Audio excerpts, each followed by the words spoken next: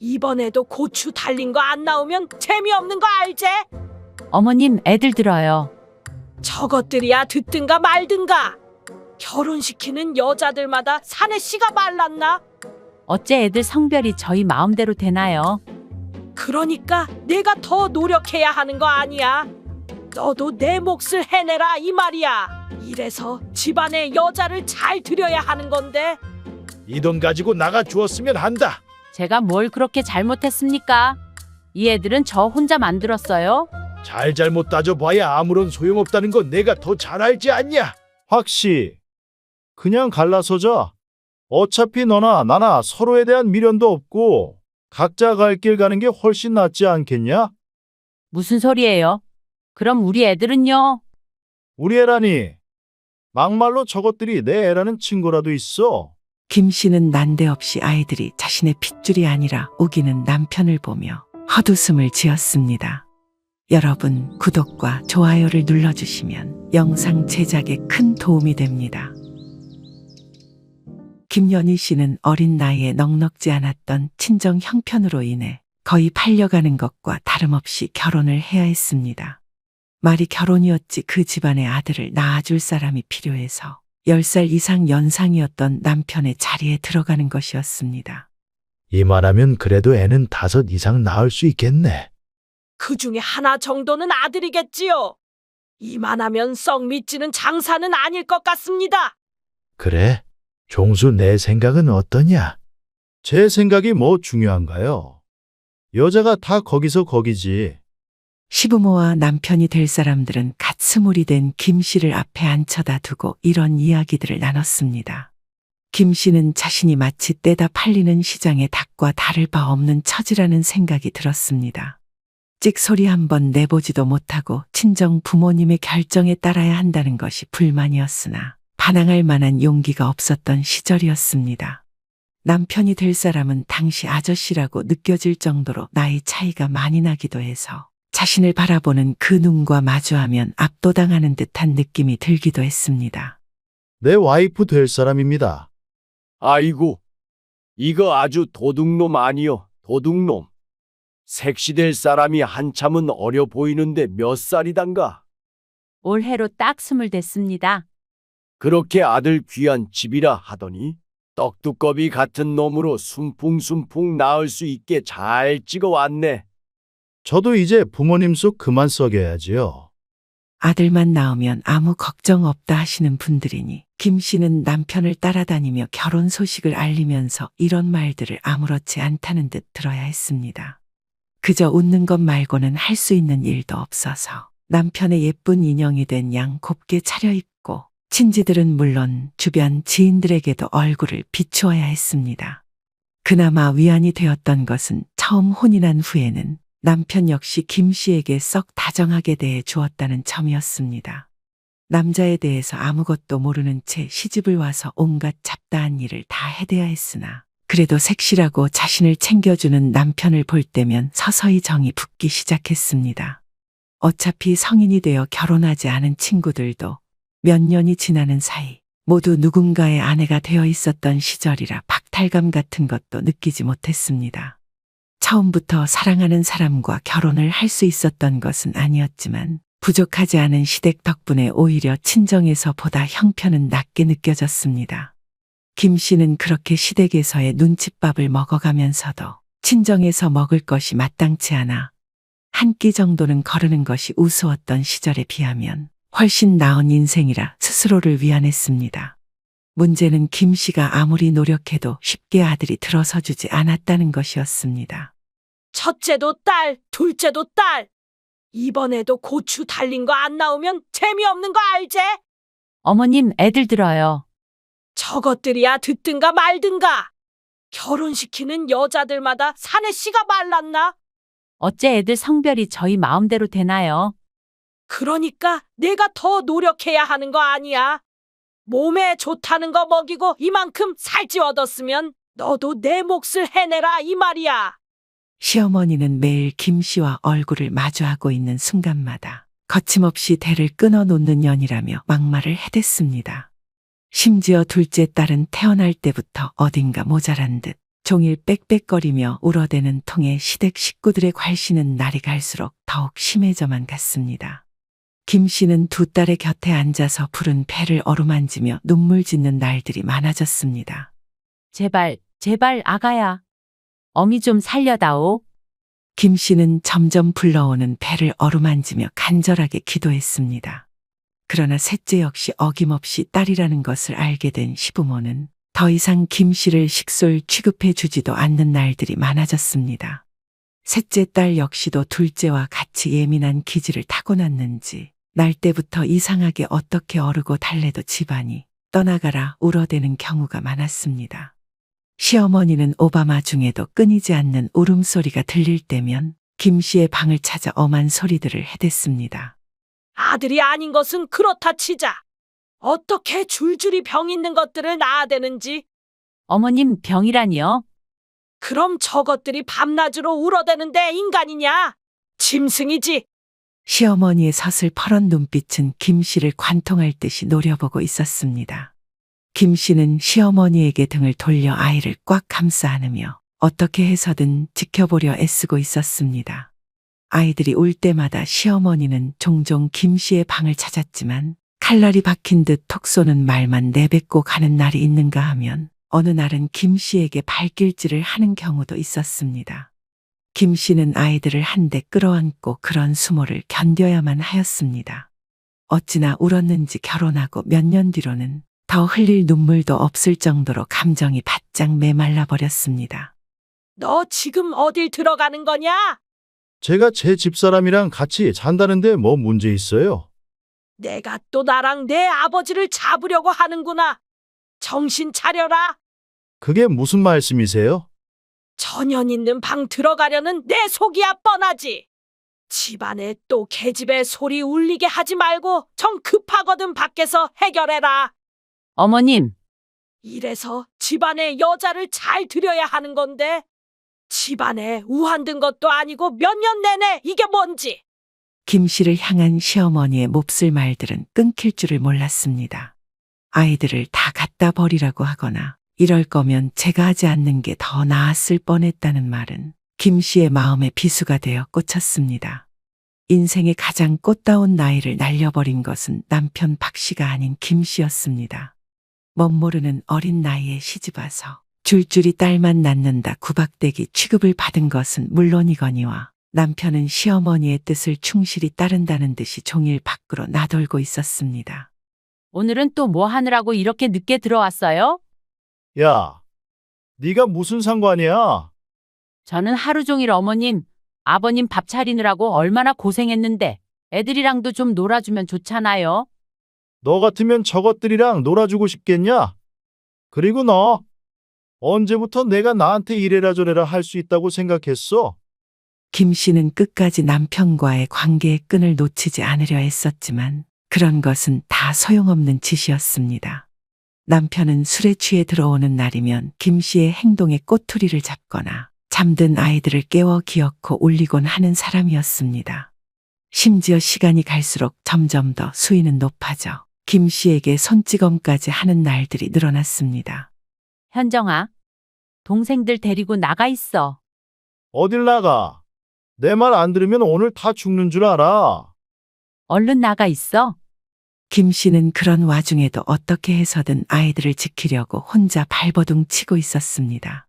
남편이 없는 날이면 사사건건 김 씨의 방을 찾아 쓴소리를 퍼부어대던 시어머니도 비명 소리가 들리는 밤에는 쥐 죽은 듯 잠에 든 척하기 일쑤였습니다. 있으나 마나 한 시아버지는 방관자였고 김 씨는 이런 생활에 점점 지쳐가고 있었습니다. 그냥 갈라서자. 어차피 너나 나나 서로에 대한 미련도 없고 각자 갈 길 가는 게 훨씬 낫지 않겠냐? 무슨 소리예요? 그럼 우리 애들은요? 우리 애라니. 막말로 저것들이 내 애라는 증거라도 있어. 지금 뭐라고 했어요? 귀가 막혔냐? 저것들이 내 애라는 증거가 어디에 있냐고. 김 씨는 난데없이 아이들이 자신의 핏줄이 아니라 우기는 남편을 보며 헛웃음을 지었습니다. 자존심이 상하고 억울한데 당시 상황으로서는 남편의 아이라는 것을 증명할 수 있는 방법도 없었습니다. 평생 남자라고는 남편 하나밖에 알지 못했던 김 씨 이것만. 그리 박박 우겨대는 남편이 다방 레지와 다른 살림을 차리려 괜한 꼬투리를 잡는다는 것을 알고 있었기 때문에 아무리 변명하려 해봐야 소용도 없는 일이라는 걸 너무나 잘 알고 있었습니다. 그런 사정을 모두 알고 있었음에도 불구하고 김 씨가 쉽게 이혼을 생각할 수 없었던 것은 아이들 때문이었습니다. 정신적으로 문제가 있는 두 딸 때문에 쉽게 홀로 서기를 결정할 수가 없었던 것이었습니다. 그나마 멀쩡한 첫째 딸만 있었을 때 이런 이야기가 나왔더라면 대놓고 밖으로 놔두는 남편쯤이 없어도 주체적으로 삶을 꾸려갈 수 있다고 생각했을 김 씨였습니다. 그러나 한 번도 제대로 돈을 벌어본 적도 없이 살림과 육아만 했던 김 씨에게 세 딸을 데리고 먹고 살 길까지 찾는 것은 거의 불가능에 가까운 일이었습니다. 확 씨, 네가 이혼 안 해준다고 해서 내가 집으로 돌아오지 않아. 그럼 애들 데리고 나가 살 수 있게 뭐라도 좀 마련해 주던지요. 네가 아직 정신을 덜 차렸구나. 너는 우리 집에서 지금 기생을 하고 있는 거나 다름없다니까? 남편은 시간이 갈수록 더욱 갖가지 방법을 써가며 김 씨와 갈라서고 싶다는 의견을 내비쳤습니다. 그러나 김 씨 역시 이대로 나간다면 길거리에 나앉을 것이 뻔한데 무작정 아이들을 데리고 시댁과의 인연을 끊을 수도 없는 노릇이었습니다. 문제는 남편 박 씨가 김 씨가 도저히 굴복할 것 같지 않자 아이들까지 위협하기 시작했다는 것입니다. 나랑 애들 살 길이나 마련해 주고 말하라니까요. 네가 뭔데 나한테 먹고 살 길을 마련해 달라 말라야. 네 주제를 알아야지. 이제 그만들 해라. 매일 같이 큰 소리를 내며 싸우는 김 씨 부부를 보다 못한 시아버지가 나서고 나서야 상황이 일단락되었습니다. 그동안 거의 모든 것을 방관하고 있었던 시아버지는 김 씨에게 얼마인지 모를 돈이 담긴 봉투를 내밀었습니다. 그거 가지고 나가 주었으면 한다. 제가 뭘 그렇게 잘못했습니까? 이 애들은 저 혼자 만들었어요. 잘못 따져봐야 아무런 소용없다는 거 내가 더 잘 알지 않냐? 김 씨는 그 길로 아무 말도 못한 채 아이들의 손을 잡고 시댁 문턱을 지르밟고 나왔습니다. 김 씨가 나가는 동안도 시어머니와 남편은 속이 시원하다는 표정을 짓고 있었습니다. 그러나 정말로 해방된 것 같은 기분을 느낀 것은 김 씨였습니다. 시댁에서 나온 김 씨는 아이들을 데리고 여관방에 묵으며 앞으로 어찌 살아가야 할지 깊이 고민해 보았습니다. 당장 집을 살 수 있을 만큼의 돈이 있었던 것은 아닌지라 월세로 집을 구한다고 해도 앞으로의 삶이 문제였기 때문이었습니다. 김 씨는 비빌 언덕도 못 되었던 친정으로가 손이 발이 되도록 빌기 시작했습니다. 한 번만 도와주세요. 우리 사정 뻔히 알면서 여기 와서 이러면 어떻게 하냐? 시집을 갔으면 거기서 죽든 살든 끝까지 버텼어야지. 그 집 귀신이 되는 한이 있어도 우리한테 와서 사정하면 안 되는 거다. 뭐든지 살 길만 같이 찾아주면 앞으로 오는 일도 없을 겁니다. 김 씨는 냉정하게 말하는 친정 부모님에게 빌고 또 빌어 이웃 동네의 작은 슈퍼를 인수받아서 운영할 수 있게 되었습니다. 주인 할머니가 돌아가시면서 자식들이 정리하려던 것을 친정 부모님께서 사정의 김 씨가 시아버지에게 받아온 돈을 모두 주고서 운영할 수 있게 되었던 것이었습니다. 그날부터 김 씨는 슈퍼 한편에 딸린 뒷방에서 세 딸과 함께 생활하면서 장사를 시작했습니다. 당연히 큰 규모는 아니었기 때문에 단번에 큰 돈을 만질 수 있게 되거나 하는 행운은 따라주지 않았습니다. 때로는 물건을 떼어올 돈도 없어서 생활비를 줄여야 하는 날도 있었습니다. 그러나 시어머니의 폭언도 남편의 폭력도 없이 조용한 방 안에 세 딸과 도란도란 누워 편안하게 잠을 잘 수 있다는 것만으로도 꽤 만족스러운 삶이었습니다. 이 집 애들이 어디가 모자라다고 하던데. 정신지체인가? 뭐 그렇다고 하더구먼. 이런 집에서는 물건도 안 사야 하는 거 아니야? 아득바득 살아내려는 김 씨를 안쓰럽게 보고 도움의 손길을 내민 이웃들도 있었습니다. 그러나 개중 많은 사람들은 김 씨의 딸과 자신들의 자식이 어울리는 것도 대놓고 피하곤 하였습니다. 김 씨는 그런 수군거림에 하나하나 대꾸할 만한 여유도 남아있지 않았습니다. 살아내기 바빴기에 사람들의 편견쯤이야 아무것도 아니었습니다.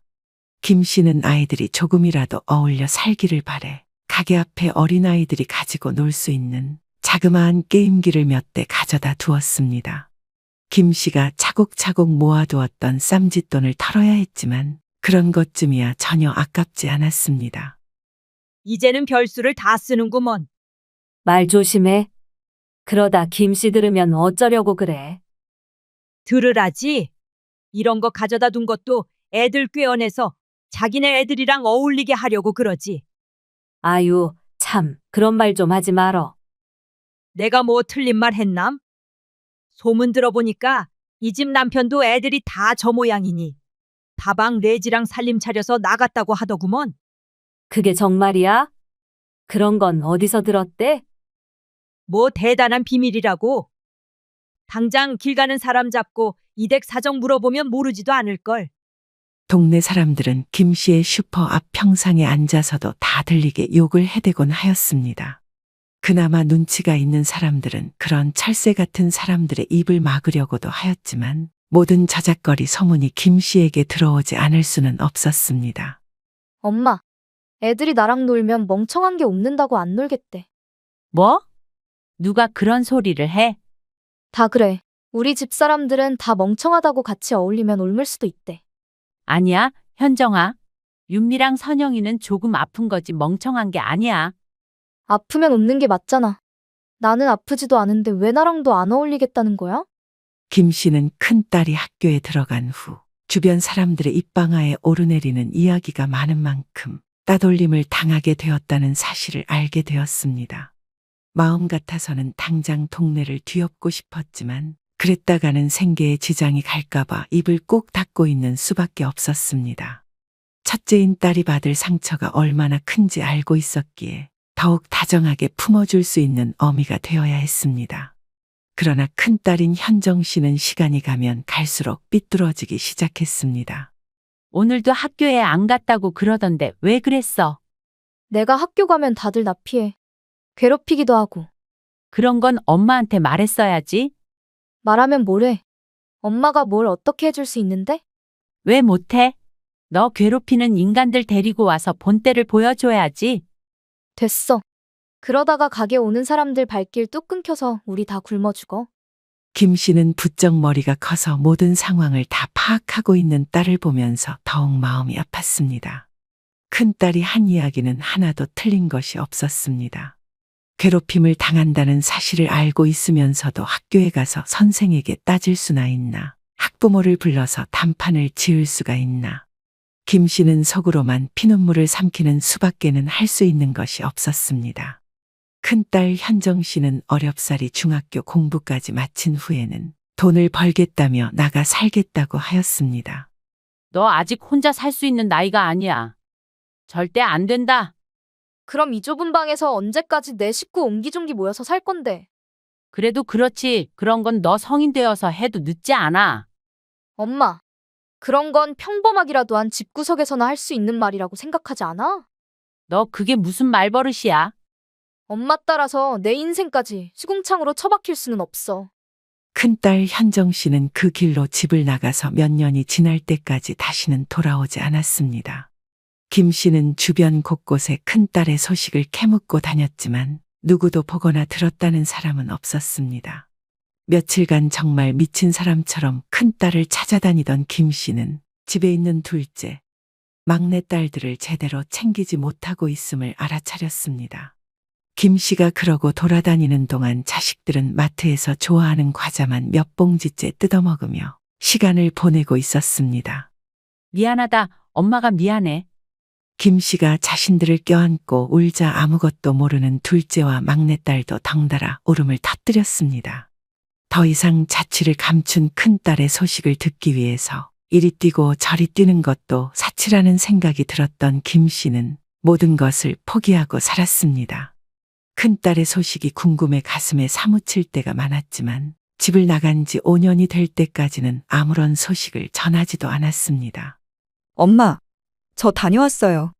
그렇게 큰딸이 성인이 되고도 2에서 3년이 더 흘렀을 무렵 누군가가 아주 익숙하다는 듯이 슈퍼 문을 열고 들어왔습니다. 그토록 기다리던 큰딸은 어엿한 처녀가 되어 있었습니다. 김 씨는 큰 딸을 끌어안고 부끄러운 줄도 모르고 소리내어 울었습니다. 둘째, 막내 딸들은 오랜만에 보는 큰 딸이 낯선 것인지 먼발치에서 쭈뼛거리며 서 있었을 뿐이었습니다. 하지만 큰 딸은 눈물로 제외한 것이 무색할 정도로 김 씨에게 큰 연락도 없이 살았습니다. 그 후로 30년이 가까운 세월이 다시 흘렀지만 그동안 큰 딸의 얼굴을 본 것은 손에 꼽을 정도였습니다. 그나마 김 씨의 먼 사촌에게 부탁하여 둘째와 막내딸을 공장에서 허드렛 일을 하는 직원으로 취직시켜 놓으니 살 길은 그리 막막하지 않았습니다. 두 딸은 한 달에 50만 원이라는 용돈도 안 될 만한 돈을 벌어올 뿐이었지만 김 씨에게는 그것이 매우 큰 삶의 의미였습니다.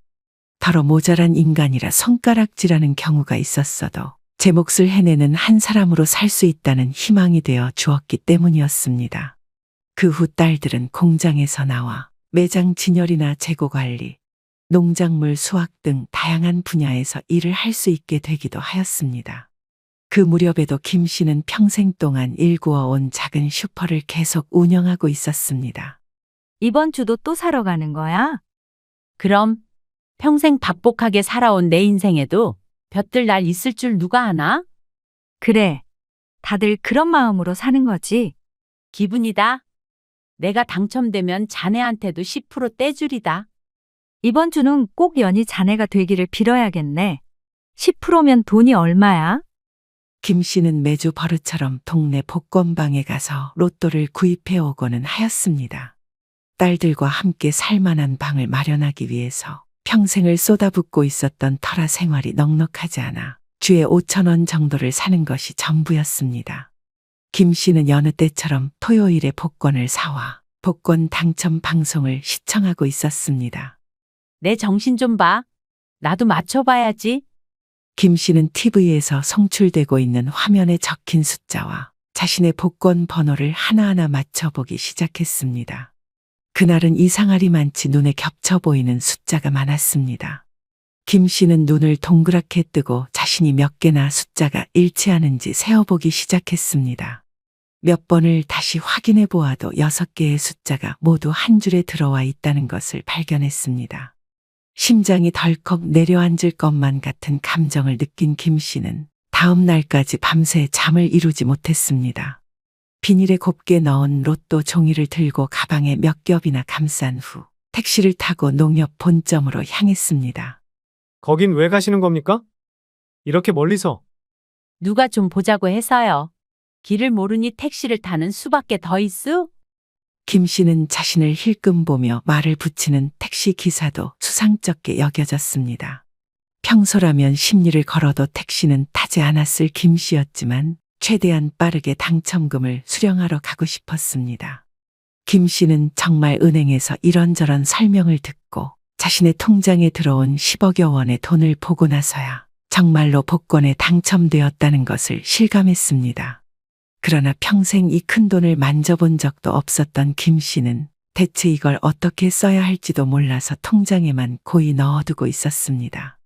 슈퍼도 손님이 많이 줄어들긴 했지만 영 수입이 없는 것도 아니었고 두 딸 역시 자기가 쓸 만큼의 돈은 벌고 있었기 때문에 생활비가 부족했던 건 아니었습니다. 딱 하나 돈이 필요한 일이 있다면 딸들과 함께 마음 편하게 각자의 방을 가지고 살 수 있는 집을 구하는 것이었습니다. 윤미야, 선영아. 이제 니들 방은 따로 쓸 거야? 왜요? 왜긴 왜야? 니들도 이제 다 컸으니까 각자 방 쓰는 게 좋잖아. 아니야. 우리는 같이 있을 거야. 나도 언니랑 같이 있을래. 나중에 딴소리 하기 없기다, 그럼. 김 씨는 조금 욕심을 부려서 30평 정도 되는 구축 아파트를 매입했습니다. 전 주인이 리모델링을 잘해두어서 시세는 높았지만 딸들이 출근하기에 가장 적합한 곳이었습니다. 그나마 다행인 것은 두 딸 모두 지적장애 3급 정도라 어느 정도 혼자서도 사회생활이 가능하다는 점이었습니다. 집을 구해놓고 나니 김 씨 역시 더 이상은 일을 하지 않아도 되겠다는 생각이 들었습니다. 집에서 두 딸들을 기다렸다가 맛있는 밥을 해주고 더 많은 시간을 함께 보낼 수 있다는 것이 당첨된 후 가장 기뻤던 점이었습니다. 우리 여행 갈까? 너희들 바다 좋아하잖아? 바다 좋아요. 나도. 바다 가면 수영도 할 수 있는 거죠? 그래. 근데 추워서 니들이 물에 안 들어간다고 할 것 같은데. 김 씨는 처음으로 두 딸을 데리고 여행을 가봐도 좋겠다는 생각이 들었습니다. 돈도 있고 시간적인 여유도 있으니 난생 처음 가족 여행이라는 것을 떠나보고 싶어진 것이었습니다. 이전의 삶이었다면 꿈도 못 꿀 아주 일상적인 것들을 얼마든지 구상하고 실천할 수 있다는 것이 당첨된 후 가장 크게 변했던 것이었습니다. 그런 와중에 김 씨가 가장 먼저 떠올렸던 것은 첫째 딸이었습니다. 큰딸은 한 번 결혼했다가 아이를 낳고 난 후 남편과 갈라섰다고 했고 지금은 양육권을 가져오지 못해 혼자 생활하고 있는 처지였습니다. 김 씨는 처음이자 마지막이 될지도 모르는 가족여행에 큰딸이 함께 해주었으면 좋겠다고 생각했습니다. 현정아, 잠시 전화할 수 있냐? 무슨 일인데요? 저 돈 없어요. 그게 아니라 이번에 윤미랑 선영이 데리고 바다 보러 여행을 가려고 하는데 그래서요? 너도 같이 갔으면 해서. 김 씨는 큰딸에게 질문하면서도 거절당할 각오를 하고 있었습니다. 큰딸이야 워낙 헌신적인 김 씨도 어렸을 적 바보라 놀림을 받던 두 동생의 존재도 모두 경멸하였기 때문이었습니다. 하지만 잠시 말이 없던 큰딸은 어쩐 일인지 김 씨의 제안을 흔쾌히 수락했습니다. 그러고 보니 참 우리는 여행 한번 갔다 온 적이 없네. 그러니까 이번에 다녀오면 어떨까 싶어서 물어본 거야? 알겠어요. 언제 가는지 말해줘야 회사에도 말해놓을 수 있으니까 그렇게 해요. 고맙다. 내 금방 정해서 알려주마. 돈 걱정은 하지 말고 와. 김 씨는 한껏 부푼 마음으로 난생 처음인 딸들과의 여행을 계획했습니다. 바다에 가서 느리적거리며 해변을 걸어보기도 하고 조개구이를 먹으면서 시간을 보내고 싶었습니다. 가능하다면 주변 좋은 펜션에 묵으면서 지금까지 한 번도 누려보지 못한 여행의 재미도 함께 느껴보고 싶었습니다. 함께 모여 멀지 않은 바다로 향한 김 씨 가족은 해변을 따라 걷고 있었던 중이었습니다. 저 뒤에서 따라오던 큰딸은 어느새 김 씨와 나란히 보폭을 맞추어 걷고 있었습니다. 엄마, 죽는데요? 갑자기 그게 무슨 말이냐? 덜컥 여행을 오자고 하지를 않나. 점심부터 비싼 식당에 가지를 않나. 왜? 이전이랑은 너무 변하니까 내가 죽는다 싶으냐? 그렇죠. 그런 거 아니니까 걱정하지 마라. 그럼 갑자기 왜 이러시는 건데요? 먹고 살기도 빠듯하면서. 김 씨는 순간적으로 자신이 로또에 당첨되어 10억이 넘는 돈을 수령했다는 사실을 말할 뻔했습니다. 딸들에게 굳이 숨겨야 할 이유도 없었지만 큰딸의 성향을 아니 잠시 동안이라도 숨기는 것이 좋겠다는 생각이 들었습니다. 이제 안 그래도 된다? 나도 그렇고 내 동생들도 그렇고 지금까지 열심히 벌어서 불려놨어. 벌어봐야 얼마나 벌었다고. 큰딸은 영 못 믿었다는 눈으로 김 씨를 바라보고 있었습니다. 김 씨에게 큰딸은 여전히 어린아이처럼 아슬아슬해 보이기만 하였습니다. 여행에서 돌아오는 길 큰딸은 김 씨에게 슬쩍 한 가지 이야기를 꺼냈습니다. 이번에 이사 갔다면서요. 그건 또 어떻게 알았냐? 윤미한테 물어보니까 새 집에 갔다더니만. 그래, 맞다. 김 씨는 자신을 빤히 바라보는 큰딸의 눈빛에 의문이 가득 차 있다는 것을 눈치챘습니다. 대체 무슨 돈이 있어서 한평생 월세, 전셋집만 전전하며 살던 사람들이 집을 샀냐는 듯한 물음이 가득한 얼굴이었습니다. 하지만 김 씨는 그럴수록 자신에게 일어난 엄청난 행운을 말하지 않아야 하겠다는 생각이 들었을 뿐이었습니다. 아무튼 나도 이제 돈 좀 모아볼까 하는데. 들어가 살아도 돼요? 내가? 집에 들어와서 우리랑 같이 살겠다고? 왜요? 나는 이미 출가한 지 오래라 같이 살면 안 돼요? 왜 안 되냐? 내가 싫어할까봐 물어본 거지. 그럼 되는 걸로 알고 이번 달 내로 이사 들어갈 테니까 방 하나만 주세요. 큰딸의 이야기를 들은 김 씨는 연신 싱글벙글했습니다. 17이 되자마자 집을 나간 후로 연락도 제대로 되지 않았던 큰딸과 드디어 함께 살아보는구나 싶어서 그 어느 때보다 가슴이 벅찼습니다. 김 씨는 자신을 저버리고 집을 나갔던 큰딸을 그때까지도 원망하지 않고 있었습니다. 지적 장애가 있는 동생들 때문에 학교에서 놀림을 당하는 것도 모자라 학교까지 제대로 다닐 수 없었던 큰딸의 사정도 모두 이해했기 때문이었습니다. 어린 시절 큰딸을 위해서 한번 제대로 나서 주지 못했던 자신을 용서해 준 것 같다는 느낌이 들어서 더욱 기쁘기도 하였습니다. 김 씨는 둘째와 막내딸의 짐을 안방으로 옮기고 자신이 작은 방을 쓰기로 하였습니다. 이렇게 하면 큰딸이 들어왔을 때 남은 작은 방 하나를 사용할 수 있었기 때문이었습니다. 큰딸은 정말로 그 달을 넘기지 않고 김 씨의 집으로 간단한 짐만 챙겨 들어왔고 김 씨는 큰딸에게 필요한 가구들을 여럿 사서 방을 꾸며 주었습니다. 엄마가 무슨 돈이 있다고. 나 그래도 이날 이때껏 니들 풍족하게 먹고 살게 해주고 싶어서 열심히 벌었다. 걱정하지 마라. 김 씨는 큰딸에게 로또에 당첨되었다는 것을 알리고 싶지 않으면서도 너무 궁해 보이지 않을 수 있는 적절한 선을 찾고 싶었습니다. 그러나 김 씨의 달라진 씀씀이를 본 큰딸은 자꾸만 이런저런 의심을 하기 시작했습니다. 그럭저럭 함께 사는 것이 익숙해질 무렵 큰딸은 동생들이 출근한 틈을 타서 김 씨와 아주 앉아 이야기를 할 수 있는 틈을 만들었습니다. 엄마 일도 그만둔 것 같은데 노후는 어떻게 하려고요? 그런 건 걱정하지 말래도 내가 다 알아서 할 거다. 김 씨도 그동안 목돈을 손에 쥐고 있으면서 이런저런 계획이 있었습니다. 자신이 죽을 때까지는 쓸 만큼 쓰되 남은 금액으로는 괜찮은 집을 사서 남은 딸들이 주택연금을 받으면서 돈 걱정 없이 살 수 있도록 해주는 것이 김 씨가 결정한 방법이었습니다. 엄마가 얼마 있는지는 모르겠는데 그거 더 늦기 전에 제 이름으로 돌려줘요. 갑자기 그게 무슨 말이냐? 이제 엄마 일은도 넘었고 솔직히 언제 돌아가실지도 확신할 수 없잖아요. 그래서? 엄마 갑자기 쓰러지거나 애들 아프면 앞으로 누가 돌봐요. 다 제가 해야 하잖아요. 김 씨는 뭐라 반박하고 싶었지만 큰딸의 말이 틀린 것은 아니었습니다. 자신은 점점 나이가 들어가고 있고 둘째 딸과 막내딸 역시도 스스로 무언가를 결정할 수 있을 정도의 수준은 아니었습니다. 결국에는 예상치 못한 일들이 발생한다면 법적으로 의사권을 행사할 수 있는 사람은 큰딸 현정 씨였습니다. 아직은 나 멀쩡하다. 나름대로 어떻게 해야 할지 계획도 있고. 그거 윤미나 선영이한테 준다고 해서 제대로 쓰지도 못할 거예요. 하다 못해 병원을 가더라도 보호자가 있어야 하는 애들인데. 그래서 너한테 주면 그걸로 내 동생들 죽을 때까지 보살펴 줄 수 있겠냐? 그러니까 달라고 하는 거죠. 큰딸은 김 씨의 말에 대수롭지 않게 대답하며 마저 식사를 하고 있었습니다.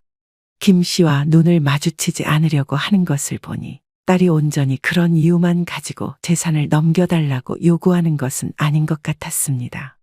그럼에도 불구하고 김 씨에게는 많은 선택지가 있었던 것은 아니었습니다. 생각 좀 해보마.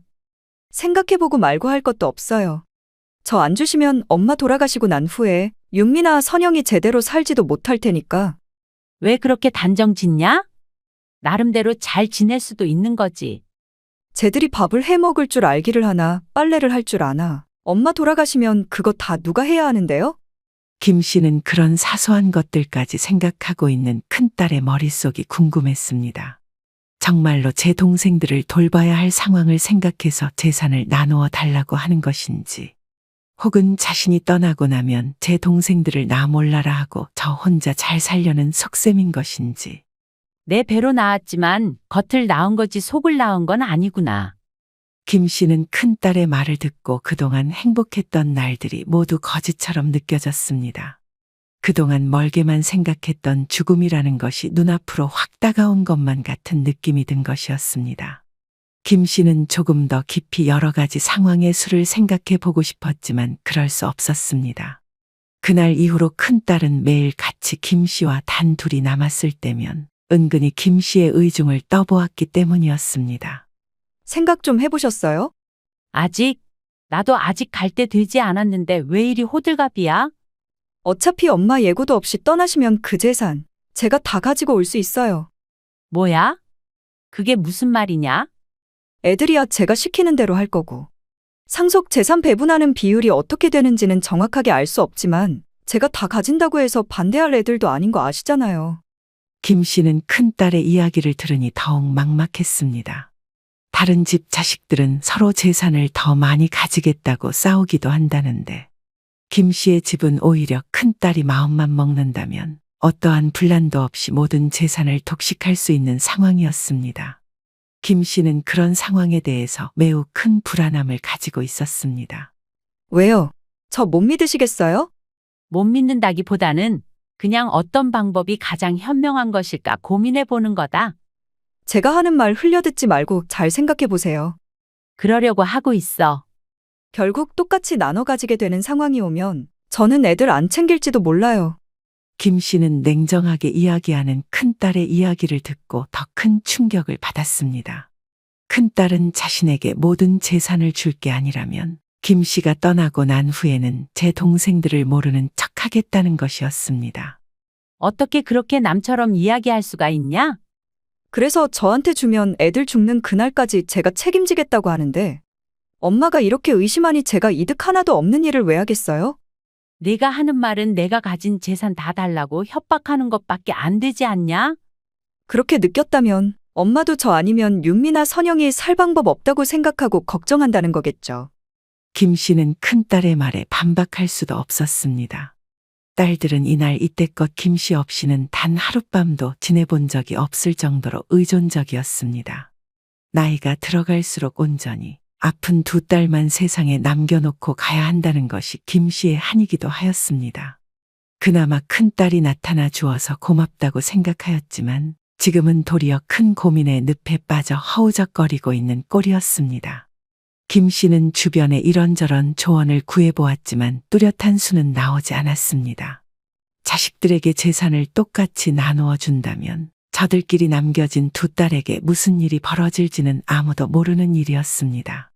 굳이 큰 딸이 아니더라도 누군가가 접근에 잘해주는 척하고 재산을 가지고 도망쳐버린다면 둘째와 막내딸은 꼼짝없이 당해야만 하는 약자였습니다. 그렇다면 남은 건 현정이에게 모든 재산을 다 맡겨보는 방법인데. 김 씨는 남남처럼 지내오다시피 한 큰딸에게 모든 재산을 주어야 하겠다는 생각을 하룻밤 동안 하다가도 훗날이야 어떻게 되든 재산은 공평하게 나누어 주는 게 좋지 않나 하는 생각이 들었습니다. 그러면서 동시에 큰딸 현정 씨가 자신에게 경고하듯이 내뱉은 말들이 떠올라서 도저히 잠을 이룰 수가 없었습니다. 당뇨도 있으시고 고혈압까지 있으시니까 건강관리 잘하셔야 합니다. 예, 그래야지요.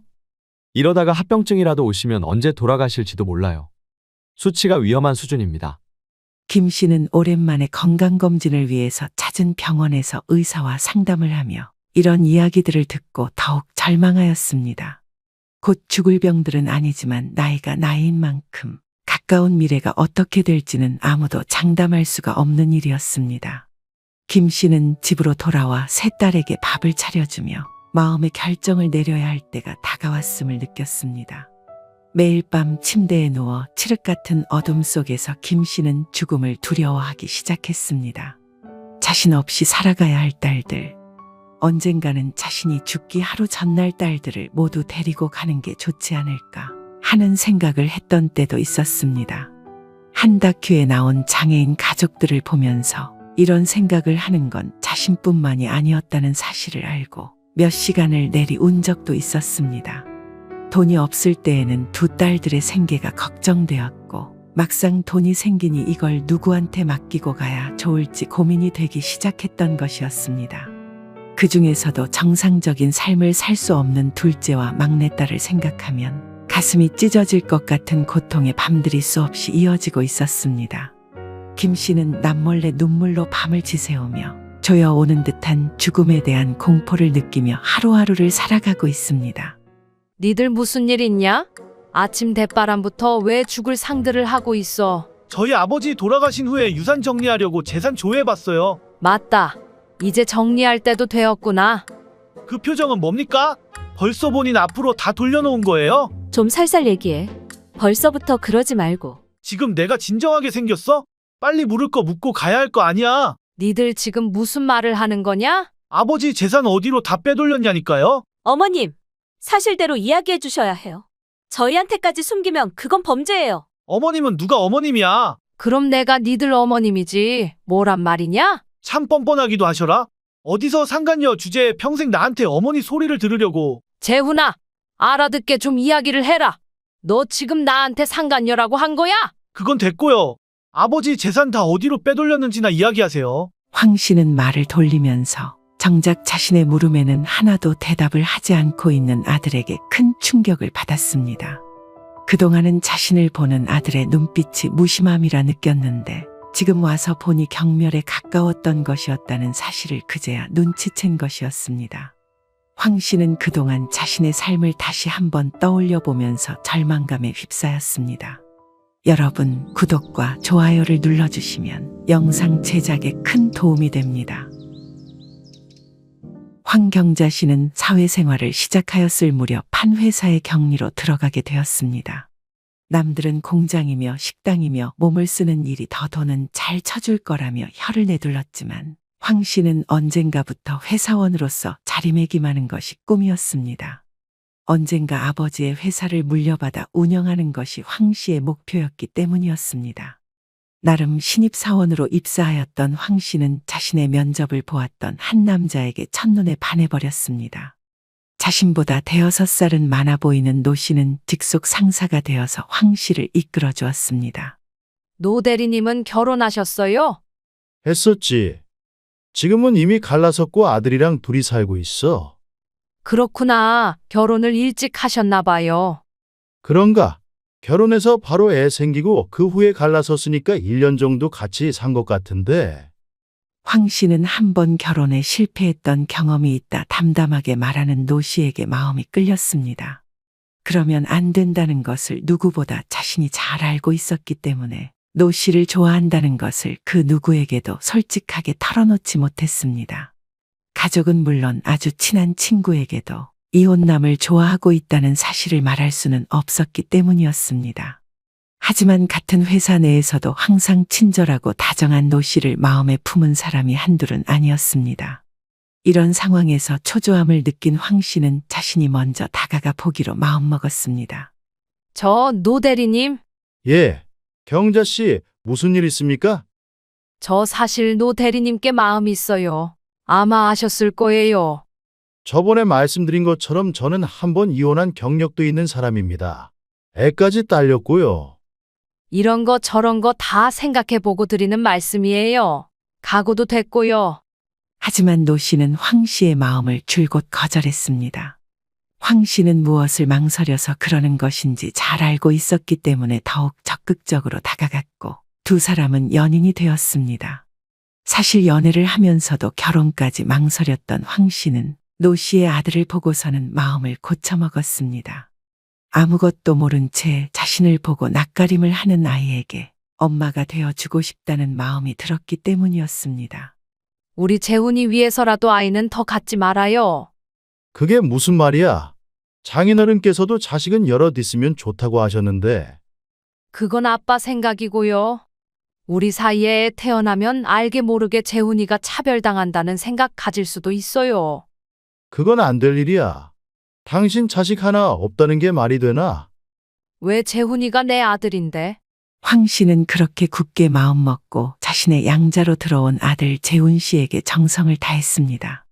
아이가 만 2~3살 정도가 되었을 때에 만났던 것이라 아들은 황 씨가 자신의 친엄마가 아니라는 사실도 모르고 자랄 수 있었습니다.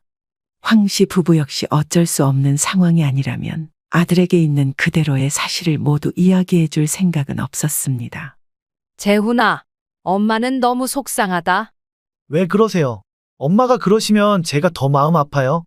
학교에서 내가 친구들이랑 싸웠다고 전화 왔을 때 내가 얼마나 심장이 철렁했는지 아냐? 다시는 안 그럴게요. 그냥 말다툼하다가 감정이 격해져서 그래요. 우리 아들, 믿어도 되지? 그럼요. 절대 엄마 실망 안 시킬게요. 아들 재훈 씨는 학창 시절 엇나가려 하다가도 황 씨가 눈물을 한 번 보이면 곧 제자리로 돌아오곤 하는 바람직한 성품을 가지고 자랐습니다. 황 씨는 때때로 아들이 올바른 길로만 걸었으면 해서 이런 마음을 이용한 적도 있었습니다. 쟤는 가끔 보면 나는 부모라고 생각을 안 하는 것 같아. 무슨 아빠를 얼마나 존경한다고 말한다고요? 퍽이나 우리 싸우기라도 하면 눈에 쌍심지를 켜고 제 엄마 편 만드는 놈인데. 그거야 내가 재훈이한테 잘 안 덕이죠. 그래, 당신이 좋은 엄마인 건 세상 사람 그 누구도 반대 못할 일이지. 남편 노 씨는 엄마만 찾아대는 아들에게 서운함을 느끼면서도 두 모자가 그렇게 애틋한 사이가 되었다는 것을 뿌듯하게 여겼습니다. 한참 장인어른의 사업을 도맡아 운영하던 남편 노 씨는 눈코 뜰 새 없이 바쁜 하루를 보내고 있었기에 황 씨와 아들 재훈 씨의 사이가 더욱 돈독할 수밖에 없었습니다. 그러나 행복도 잠시. 아들은 성인이 된 후 점점 황 씨를 멀리하기 시작하였습니다. 사춘기가 늦게 왔나? 왜 요즘 나를 피하는 것 같을까요? 이제 군대에 갈 놈이 사춘기는 무슨 사춘기야.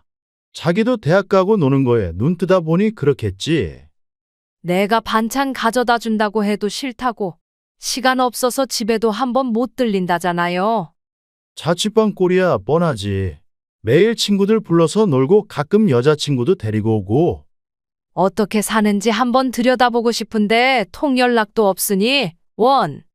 당신도 이제 재훈이 다 키워놨으니까 너무 안달복달하지 말고 당신 인생 살아야지.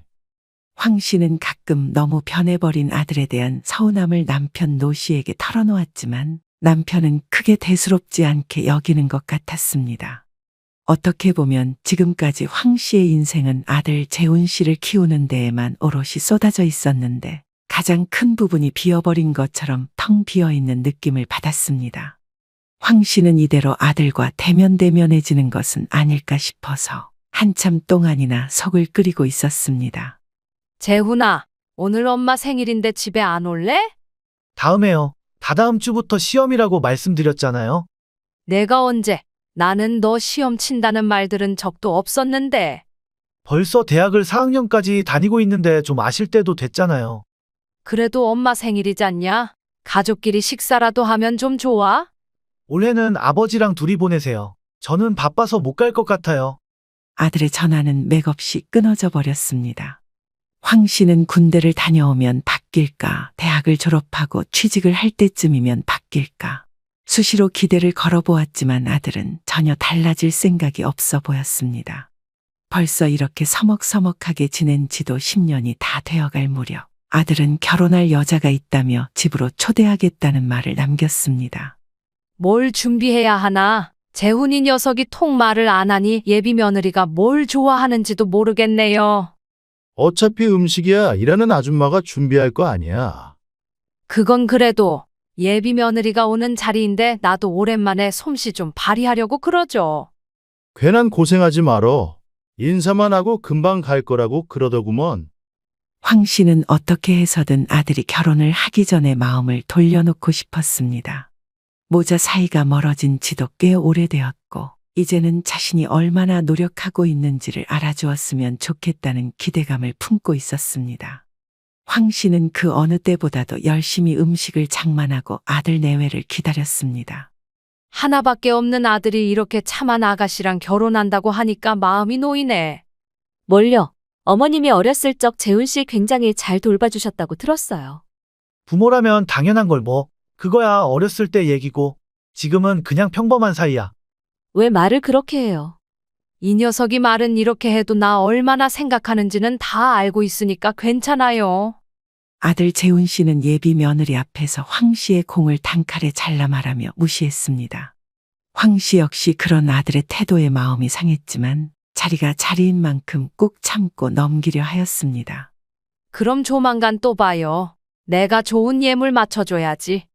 그럼 저야 감사하죠. 따로 만나지는 마세요. 정해주고 싶으시면 저 통해서 말씀하시고요. 노재훈, 너 엄마한테 말하는 본세가 그게 뭐야? 남편 노 씨는 참을 만큼 참았다는 듯이 예비 며느리를 데리고 집을 나서려 현관에 서 있던 아들에게 호통을 쳐댔습니다. 아들의 눈빛이 순간 서늘하게 바뀌는 것을 알아챈 황 씨는 급히 남편을 말렸습니다. 아유, 왜 이럴까? 너네는 얼른 가봐라. 그럼 안녕히 계세요.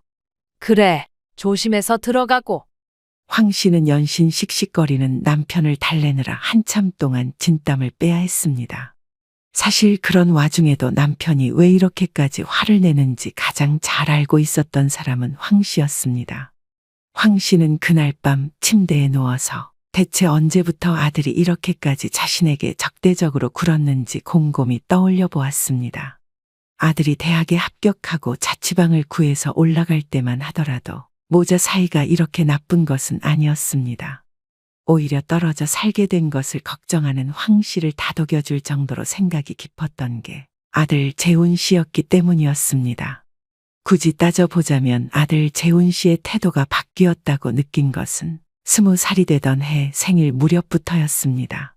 그 해 역시 어김없이 미역국을 끓여두고 아들이 필요하다고 하였던 최신형 노트북을 생일 선물로 준비해두고 가족끼리 오붓한 시간을 보냈던 것이 떠올랐습니다.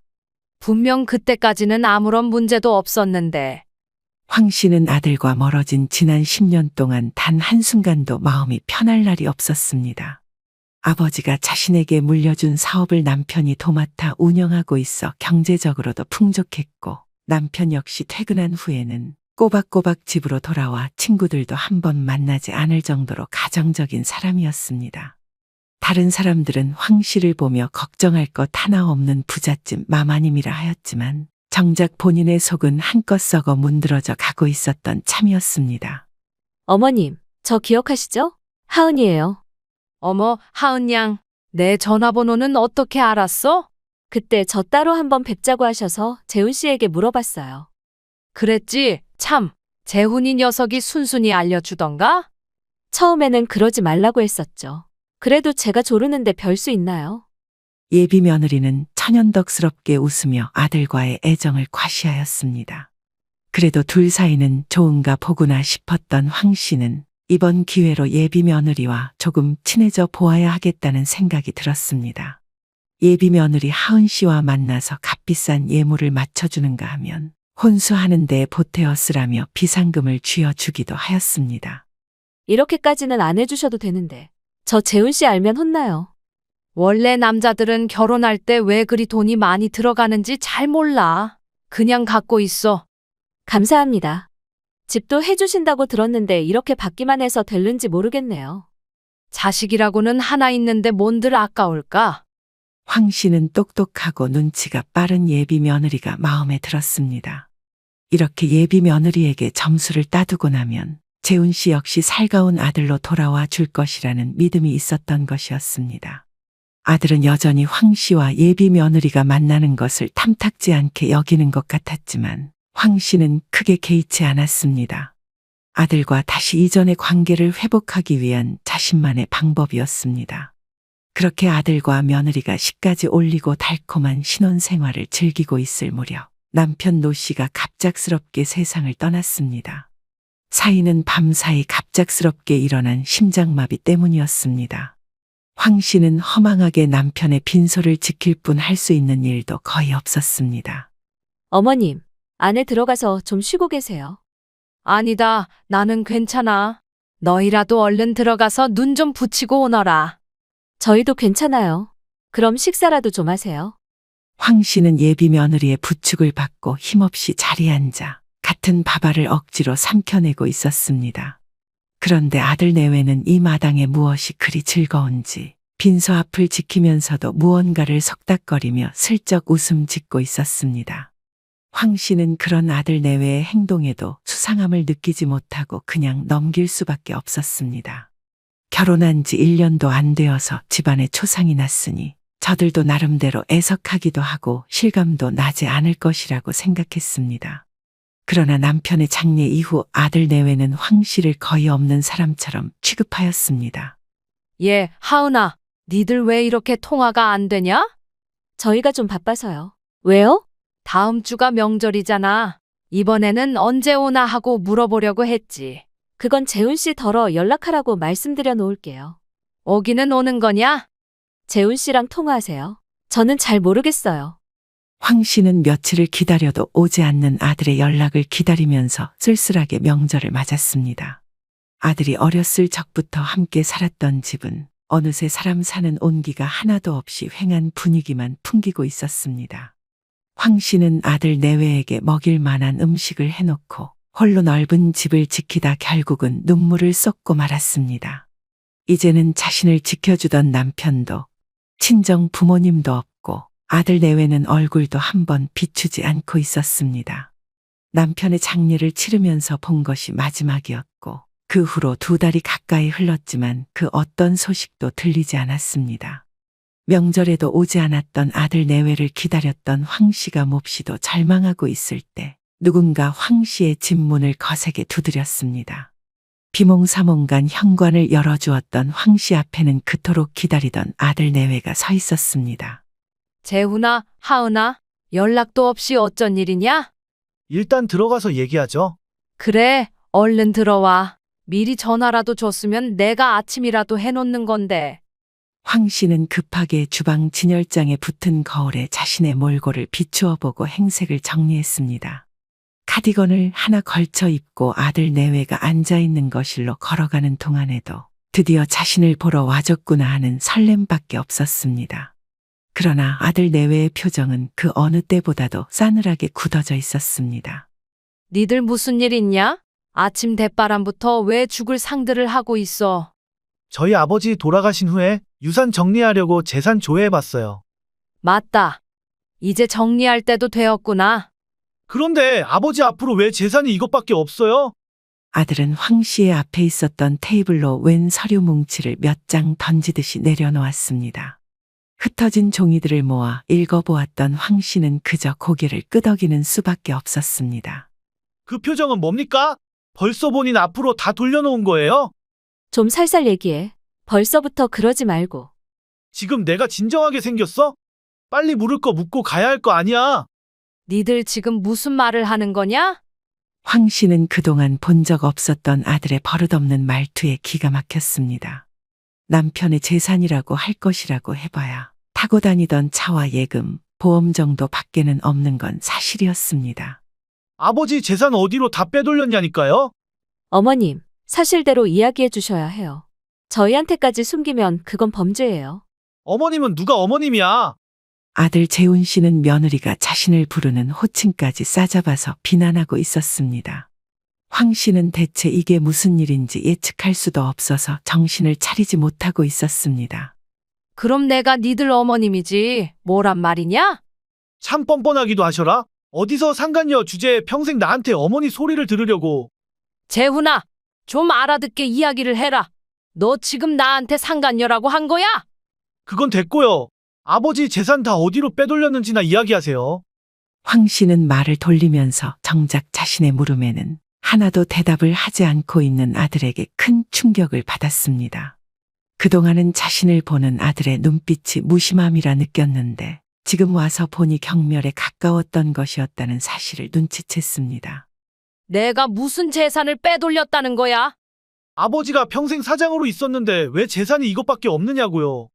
그거야 회사고 집이고 다 내 명의로 되어 있었으니까 그렇지. 그러니까 그걸 왜 다 그쪽이 가지고 있느냐고요.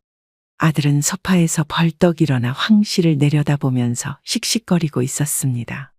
며느리가 급히 아들을 말려보았지만 아들은 제처의 손까지 뿌리치고 서류를 쥐고 흔들며 아주 본데 없이 굴고 있었습니다.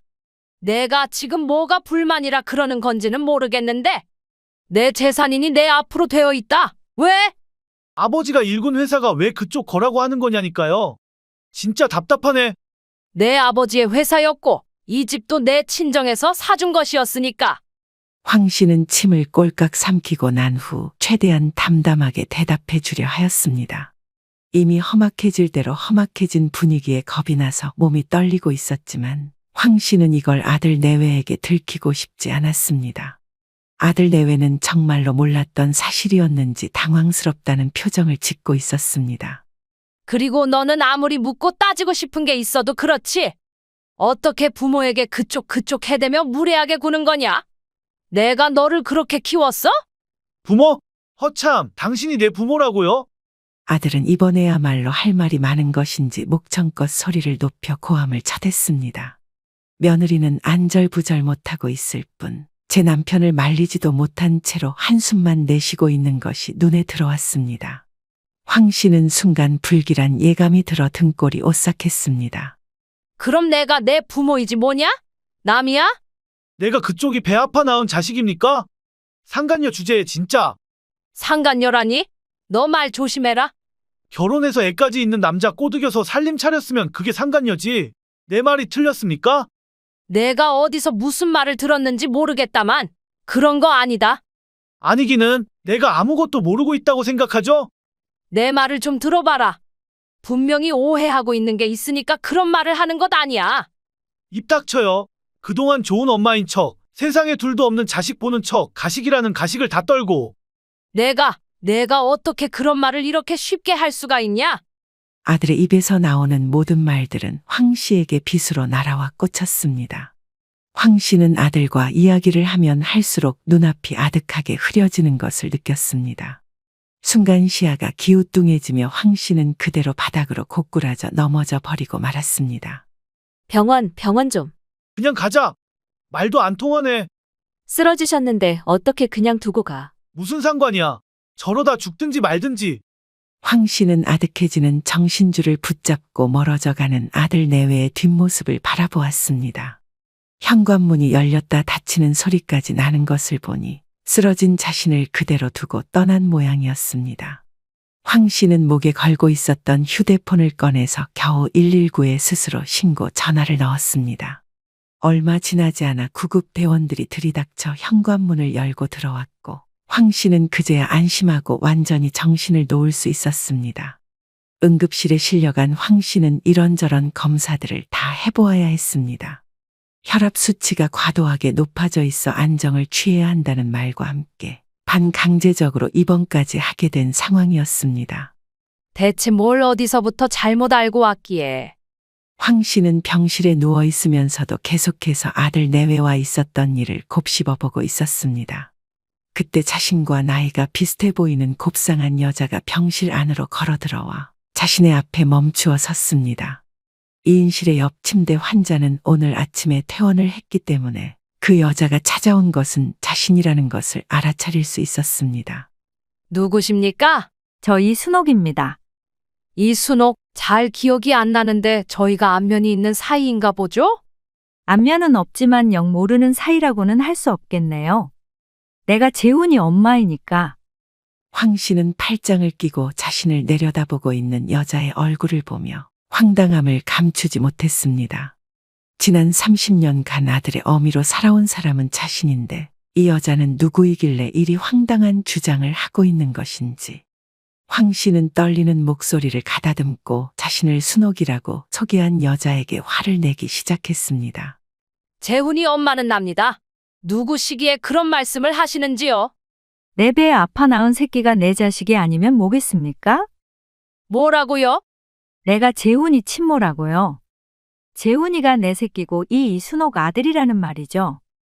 여자는 몹시 앙칼진 목소리로 황 씨를 쏘아보며 말했습니다. 황 씨는 그제야 지금까지 있었던 모든 일들이 이해가 되기 시작했습니다. 아들의 생모인 이 씨가 모든 사건의 중심에 서 있을 것이라는 황 씨의 예측은 틀린 것이 아니었습니다.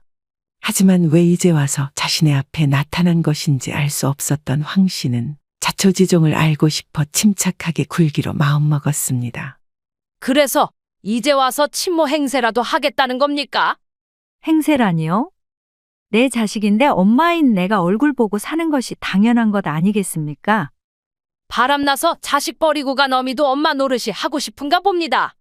황 씨는 눈을 똑바로 뜨고 이 씨를 노려보았습니다.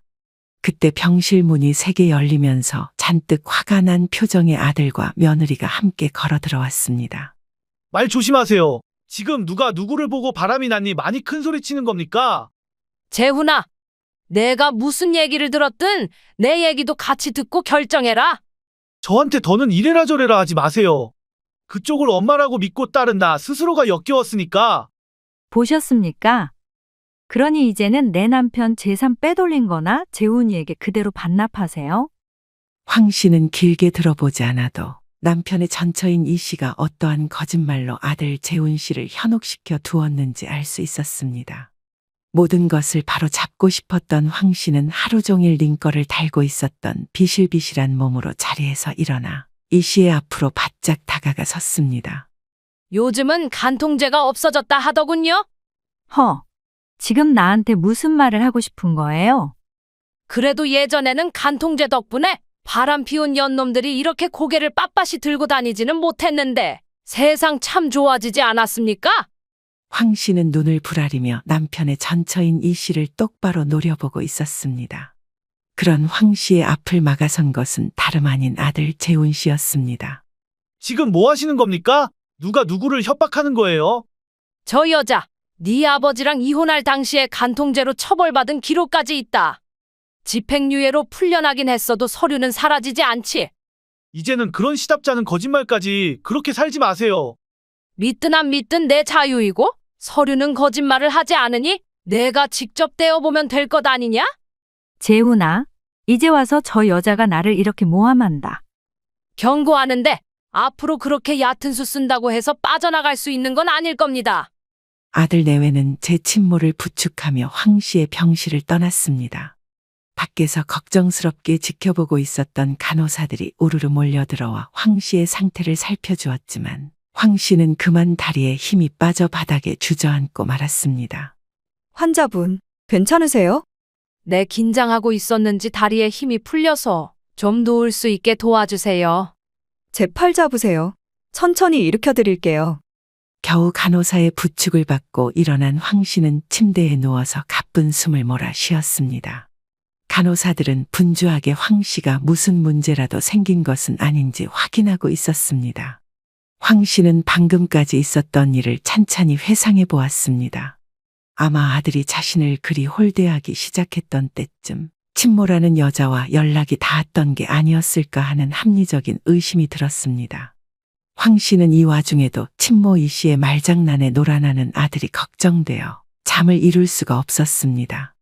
그런 생각을 하는 자신이 참 바보 같다는 것을 알고 있으면서도 어미 된 마음으로 나중에 모든 사실을 알게 된다면 얼마나 상처를 받을지 생각하면 마음이 아려왔습니다. 하지만 아들 내외는 기어코 황 씨에게 소송을 걸어왔습니다. 황경자 씨 맞으시죠? 예, 제가 황경자입니다만 법원에서 등기가 왔네요. 황 씨는 우체부가 전달해준 우편물이 법원에서 왔다는 사실을 보고 손을 벌벌 떨었습니다. 봉투는 어찌나 억센지 잘 찢어지지도 않아서 허둥지둥하며 급하게 내용물을 뜯어보아야 했습니다. 등기의 내용은 아들 재훈 씨가 자신을 상대로 소송을 걸었다는 내용이었습니다. 황 씨는 급하게 아들에게 전화를 걸었습니다. 내가 나한테 소송을 걸었다는데 이게 무슨 말이냐? 무슨 말이긴요? 거기 다 적혀 있는데 제대로 안 읽으셨나 봐요. 그러니까 내가 왜 나한테 소송을 거냐는 말이야. 아버지 재산이 이것밖에 남지 않은 것도 영수상하고요. 그동안 그렇게 뻔뻔하게 사셨으면 이제라도 죗값 치르셔야 하지 않겠습니까? 재훈아, 지금 당장 우리 집으로 좀 와라. 제가 거길 왜 갑니까? 내가 궁금해하는 것, 내가 다 말해줄 테니 알고 싶거든 와라. 아들은 대답 없이 전화를 끊어버렸습니다. 하지만 황 씨는 아들이 와줄 것이라고 굳게 믿고 서랍을 뒤져 빛바랜 서류들을 몇 가지 찾아 식탁에 놓고 하염없이 아들이 오기만을 기다렸습니다. 해가 뉘엿뉘엿 넘어가도록 아무 소식이 없자 황 씨도 이제는 포기해야 하나보다 싶어 마음을 접고 일어서려던 참이었습니다. 그때 현관 초인종이 울렸고 문 앞에는 그토록 기다리던 아들과 어쩐지 숙연한 분위기의 며느리가 서 있었습니다. 들어와라. 황 씨는 아들 내외를 데리고 부엌으로 와 식탁에 마주 앉았습니다. 아들은 여전히 어떤 이야기도 듣기 싫다는 듯이 고개를 돌리고 있었고 며느리만 나서서 제 남편 팔을 흔들면서 분위기를 풀어보려 하였습니다. 어머님, 이가 뭘 잘못 알고 있다는 건지 다 말씀해 주세요. 그래, 우선 내 아버지 재산. 회사야 말했다시피 내 외할아버지 것이라 내 명의로 돌려주신 후 내 아버지가 맡아서 운영한 게 맞다. 그럼 아버지는 무급으로 일을 하셨다는 말입니까? 월급이야 따박따박 나왔지. 그걸로 우리 생활비도 주고 돈 모은 건 니들 신혼집 사주지 않았냐? 황 씨는 침착하게 대답하며 몇 가지 서류를 아들의 앞으로 내밀었습니다.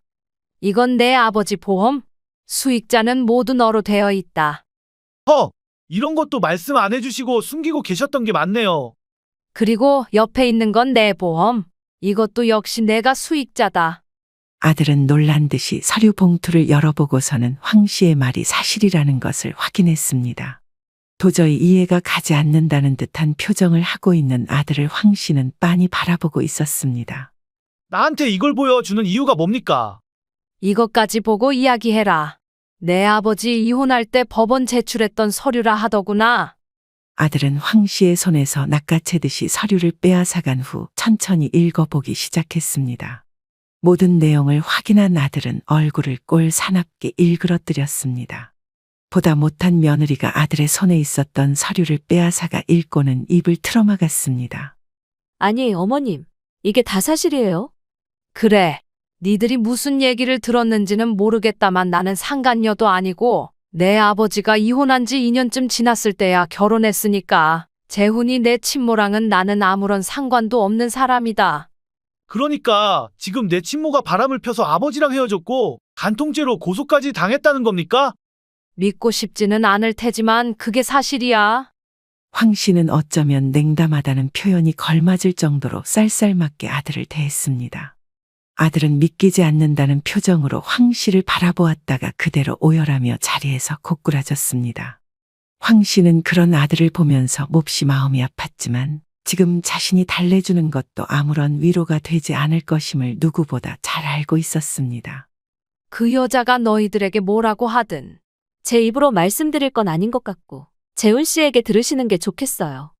황 씨는 애써 아무렇지 않은 척하면서 며느리에게 말을 붙여보았지만 속 시원한 대답을 들을 수는 없었습니다. 아들은 그대로 오열하다 화장실로 들어가 버렸고 며느리와 둘만 남은 어색한 시간은 속절없이 흐르고 있었습니다. 황 씨 역시 더 이상 아들을 설득할 말도 없고 그럴 마음조차 들지 않아서 그대로 안방으로 들어와 버렸습니다.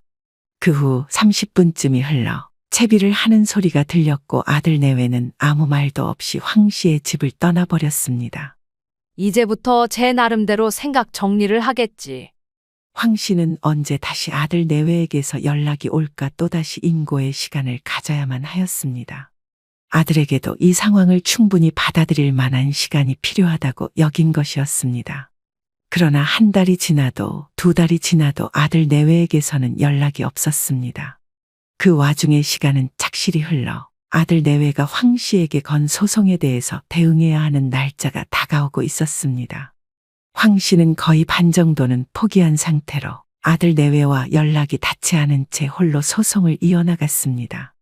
법원 어디에서도 아들 내외의 모습은 보이지가 않았습니다. 변호사님, 수고하셨습니다. 뭘요? 처음부터 질 수가 없는 싸움이라서 준비할 것도 많지 않았습니다. 혹시 상대방 변호사가 무슨 얘기하지 않답니까? 무슨 얘기 말씀이십니까? 뭐 전하실 말씀이라도 있으세요? 아닙니다. 아무 말도 없었다면 됐습니다. 소송의 최종 판결은 황 씨의 승리였습니다. 아들 내외가 걸었던 소송은 애당초 남편 노 씨의 재산을 상대로 한 것이었기에 처음부터 황 씨의 명의였던 것을 내어줄 필요는 없었습니다. 하지만 황 씨에게는 한 가지 의문이 있었습니다. 모든 사실을 다 이야기해 주었는데도 아들 내외가 소송을 취하하기는커녕 변호사까지 대동하여 끝까지 소송을 진행했다는 점이었습니다. 복잡한 마음으로 집으로 향한 황 씨는 집 앞에서 자신을 기다리고 있었던 아들 내외와 맞닥뜨렸습니다. 모든 사실을 털어놓았던 지도 벌써 꼬박 1년 이상이 흘러 있었던 시점이었습니다. 황 씨와 아들 내외는 어색하게 마주 앉아 그동안 하지 못했던 이야기를 시작할 참이었습니다. 어머니, 제가 정말 죽을 죄를 지었습니다. 솔직히 니들 생각이 이해가 되지를 않는구나. 소송도 정말로 끝까지 끌고 올 줄은 몰랐는데. 아들 내외는 고개를 푹 숙이고 아무런 말도 잇지 못하고 있었습니다. 황 씨는 아들의 얼굴이 부쩍 푸석해졌다는 것이 눈에 들어오면서도 어쩐지 괘씸한 마음이 들어서 쉽게 응어리가 풀리지 않았습니다. 오늘 찾아온 건 무슨 할 말이 있어서겠지. 죄송하다는 말씀드리러 왔어요. 제가 키워주신 은혜도 모르고. 정말로 죄송한 거 맞는 거야? 네. 제가 금수만도 못한 짓을 했습니다. 죄송합니다. 저도 동조한 거나 마찬가지이네요. 죄송합니다, 어머님. 아들 내외는 고개를 숙여 황 씨에게 그동안 자신들이 벌여온 일에 대해서 사과했습니다. 물론 이런 사과를 받았다고 해서 한 번에 마음이 풀릴 리 없었던 황 씨도 상황을 조금 두고 보고자 하였습니다. 니들 마음은 알겠다. 더 할 얘기 있냐? 아니요, 그냥 오늘은 사과드리러 온 거라서요. 그래, 사과 받았으니 됐다. 이만 가봐라. 어머니, 저 용서하시는 거예요? 용서? 지금 당장은 뭐라 말해주기 힘들 것 같은데 니들이 사과하면 내가 꼭 용서까지 해줘야 하는 거였냐? 황 씨는 긴 소송을 끝낸 후 허망한 마음에 아들 내외에게 더 세게 이야기하고 말았습니다.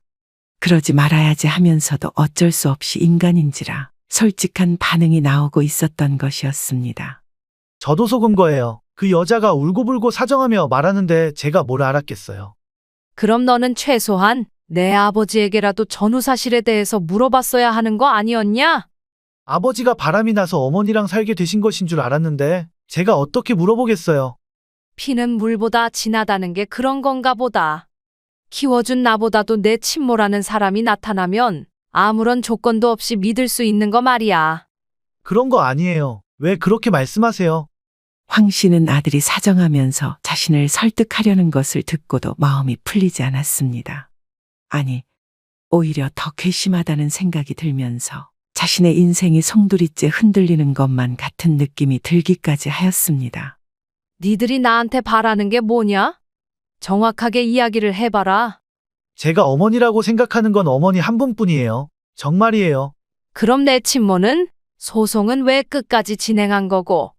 사실 아예 모르는 척하고 지낼 수는 없을 것 같기는 해요. 그래서 나랑 내 친모랑 왔다 갔다 하면서 지내겠다는 말이냐? 사정이 딱 하니까 저도 완전히 모르는 척할 수는 없는 거. 어머니가 이해 좀 해주시면 안 될까요? 황 씨는 일반적인 상황이라면 응당 이해할 만한 상황이지만 도저히 그런 아량을 베풀 만한 마음이 들지 않았습니다. 아들이 끝까지 소송을 진행한 것도 모두 그 친모라는 사람을 지키기 위한 결정이라는 생각이 들기도 하였습니다. 아니, 나는 괜찮다. 괜찮다니 그게 무슨 말씀이세요? 너는 이제라도 내 친모 모시면서 살아라. 나는 어차피 너랑 법적으로 얽힌 것도 없으니. 제가 왜 어머니랑 얽힌 게 없어요? 내가 재혼했어도 너를 입양하지 않았고 내 법적 친모는 그쪽이기는 해. 그러니 내 아버지가 돌아가신 지금 너랑 나랑은 아무 사이도 아닌 거지. 어머니, 제발요. 제가 부모라고 생각하는 건 어머니예요. 너는 이미 나를 10년이 넘는 세월 동안 남보다 못한 취급했다. 나도 그 상처가 쉽게 지워질 것 같지는 않구나. 황 씨는 또다시 눈물을 보이는 아들을 애써 모르는 척하였습니다. 그렇게 아들 내외를 돌려보낸 황 씨는 모든 재산을 정리해 지방으로 내려와 남은 여생을 보내고 있는 중입니다. 이따금 생일이나 명절이 되면 온 가족이 둘러앉아 시간을 보냈던 것이 떠오르기는 하지만 그 시간을 위해 이제 와서 남이 된 아들을 용서할 마음이 들지는 않았습니다. 나도 참 간사한 인간이로구나. 황 씨는 스스로를 탓하면서도 도저히 바뀌지 않는 마음에 괴로워하며 홀로 노년을 보내고 있습니다. 여러분, 공유와 알림을 누르셔서 매일 올라오는 새로운 주인공의 사연을 들어주세요.